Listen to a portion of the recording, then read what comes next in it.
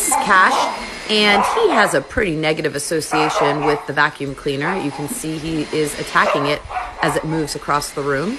And I want to show you how we go from this behavior here to this behavior here with specifically a vacuum, but really this can be transferred to anything that your dog potentially has this negative reaction to.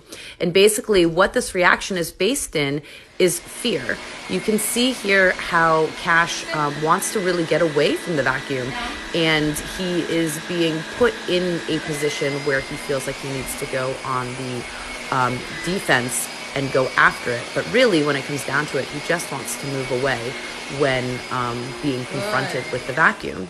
So what we want to do when we teach our dogs how to handle these situations is teach them the place command and use a back tie so they will be remaining on the place cot throughout this exercise.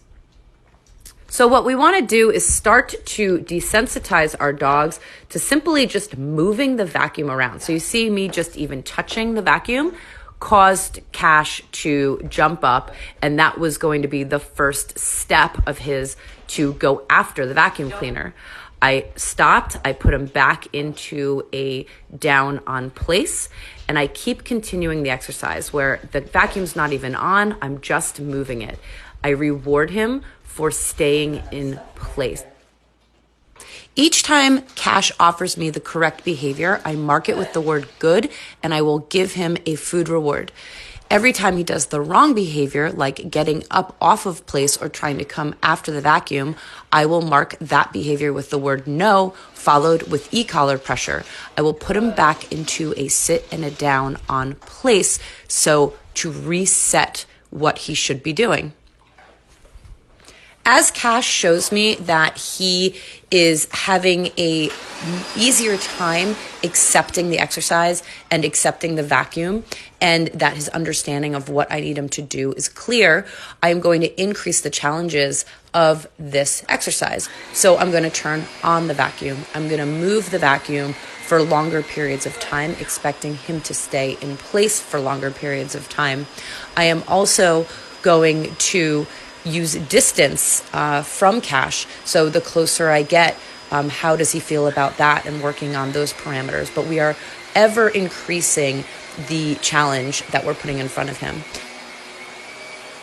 So when I increase the criteria of this exercise with Cash, and in this case, it's going to be the distance of the vacuum to him, I am going to expect that he's going to backslide a little bit. And if you see here, he goes off of the bed and lunges for the vacuum. So going back to that original behavior.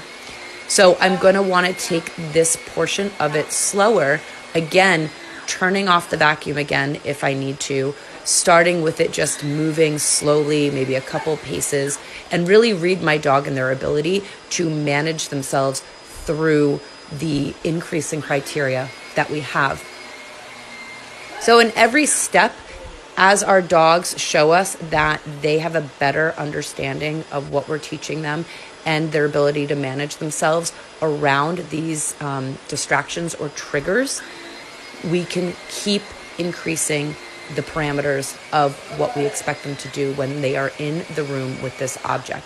And you just continue to practice. And soon your dog will just take this behavior as a default around the vacuum, because this is what we're teaching them, and this is what we're teaching them to do in these scenarios.